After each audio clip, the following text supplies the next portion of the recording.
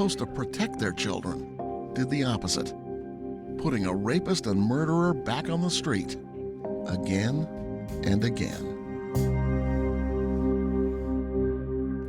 That's all for this edition of Dateline. We'll see you again next Friday at 9, 8 Central. And of course, I'll see you each weeknight for NBC Nightly News.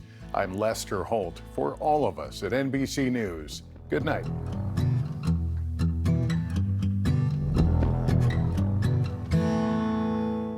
For Dateline Premium, subscribe now on Apple Podcasts.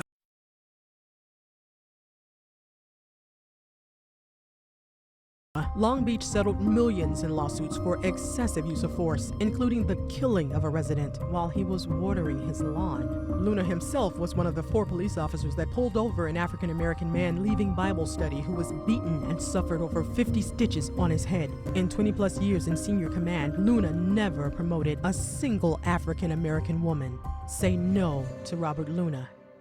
A new Chevy is the smart way to hit the open road. The smart way to road trip and seek new adventures. Go a little farther in a new Chevy. Find new get up and go, find new roads.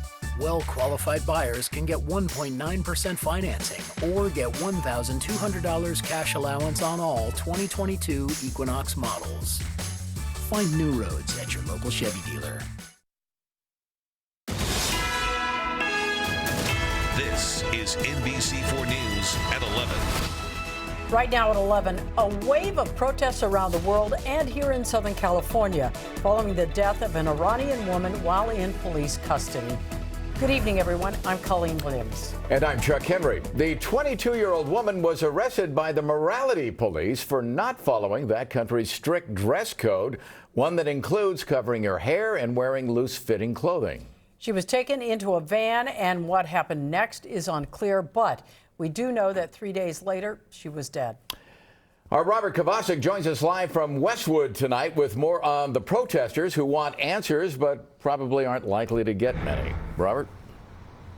Chuck and Colleen, you have to remember that outside of Iran, more people of Iranian descent live here in Los Angeles than anywhere else. Voices continue to be raised in unison after the death of Mahsa Amini. Estimates of 1,000 gathering tonight in Irvine. Orange County, the latest location of outrage and solidarity being expressed throughout Southern California. We are here to acknowledge the pain and suffering that's happening in Iran, to the women of Iran, to the people of Iran. It comes after a 7th straight day of violent protests in Iran, all sparked by the death of a 22-year-old woman after she was arrested.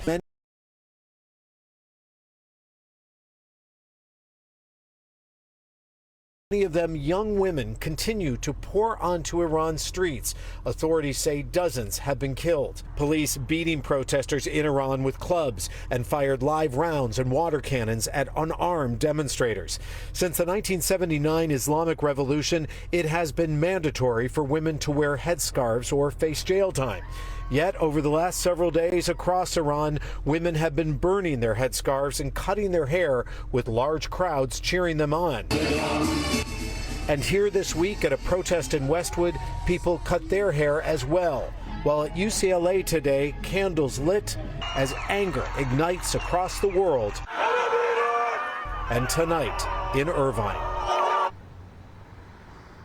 And as protests in Iran just grow more violent, they just grow louder right here. Another major demonstration planned outside of the federal building here behind me on Sunday. Live tonight in Westwood, I'm Robert Kovacic. Chuck? All right, thank you, Robert. A program that allowed the homeless to live in their vehicles parked overnight at Westchester Park has now been shut down. The Recreation and Parks Commission voted to cancel the program that was set to expire next month. For some time, neighbors have also been protesting the program, while advocates say the safe parking idea helps people transition into permanent housing. We do not, at this time, have resources lined up. We don't have a